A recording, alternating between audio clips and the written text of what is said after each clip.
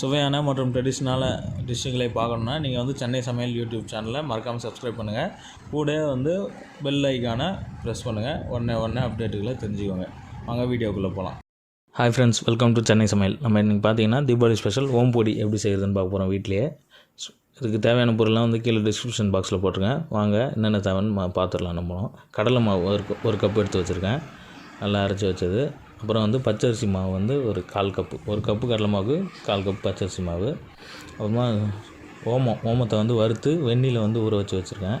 இந்த தண்ணி மட்டும் தான் நம்ம எடுத்துக்க போகிறோம், ஓமம் போட போகிறதில்ல. மஞ்சத்தூள் ஒரு சிட்டிகை, மிளகாத்தூள் வந்து ஒரு ஸ்பூன் போட்டுக்கலாம், உப்பு தேவையான அளவு. அதுக்கப்புறம் பார்த்திங்கன்னா பெருங்காயம் தூள் எடுத்து வச்சுருக்கேன், வெண்ணெய் ஒரு ஸ்பூன் வெண்ணெய். அதில் வந்து நான் வந்து பச்சரிசி மாவையும் கடலை மாவையும் கலந்து மிக்ஸ் பண்ணி வச்சிட்டேன் ரெண்டுத்தையும். ஒரு கப்பு கடலை மாவு, ஒரு கப் பச்சரிசி, 1/4 கப் பச்சரிசி மாவு. உப்பு தேவையான அளவு போட்டுக்கோங்க, மஞ்சத்தூள் ஒரு சிட்டிகை, மிளகாத்தூள் போட்டுக்கோங்க. அப்புறம் பெருங்காயத்தூள் போட்டு எல்லாத்தையும் வந்து லைட்டாக மிக்ஸ் பண்ணி விட்டுக்கோங்க. இது எல்லாமே வந்து நல்லா மிக்ஸ் ஆகிற மாதிரி லைட்டாக போட்டுட்டு வெண்ணெய் எடுத்து வச்சுருப்போம் பார்த்தீங்களா, வெண்ணெய் வந்து ஒரு ஸ்பூன் வெண்ணெய் போட்டு வெண்ணெயை வந்து நல்லா அழுத்தி உடச்சி விட்ருங்க. ஃபுல்லாக வந்து மிக்ஸ் ஆகட்டும், எல்லாம் கட்டி அங்கே நின்றோம். வெண்ணெய் வந்து ஃபுல்லாக மிக்ஸ் ஆன உடனே பார்த்திங்கன்னா நம்ம ஓமம் தண்ணி வந்து ஊற்றிக்கலாம். ஓமத்தை வறுத்து சுடு தண்ணி போட்டு 1/2 மணி நேரம் ஊற வச்சு அந்த தண்ணி மட்டும் ஊற்றிக்கோங்க, அப்போ நல்லாயிருக்கும். போட்டு பிசைஞ்சிக்கோங்க.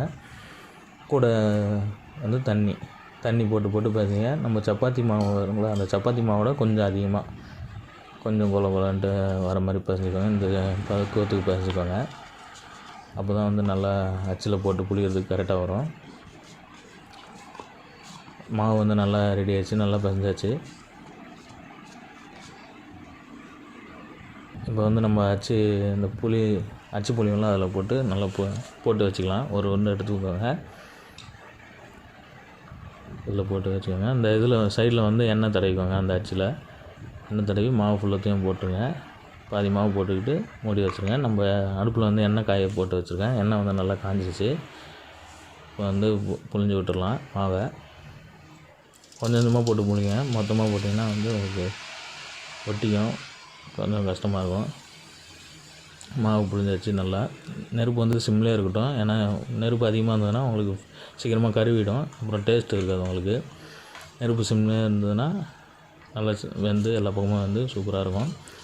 ஒரு வாட்டி பரட்டி போட்டிங்கன்னா வந்து ரெடி. இது பார்த்திங்கன்னா ஃபுல்லாக வந்து நல்லா வெந்துருச்சு. ஒரு 2 நிமிஷம் அடுப்பில் இருந்தாலே நல்லா வெந்துடும். இது நல்லா வந்து முறுமுறுன்னு வந்துருச்சு, உங்களுக்கு பார்த்தாலே தெரியும்.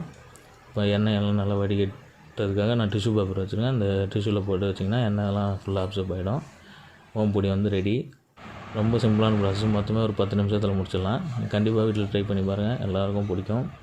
இந்த வீடியோ உங்களுக்கு பிடிச்சிருந்ததுன்னா சென்னை சமையல் யூடியூப் சேனலை மறக்காமல் சப்ஸ்கிரைப் பண்ணுங்கள். Thanks friends, meet you next video. Thank you.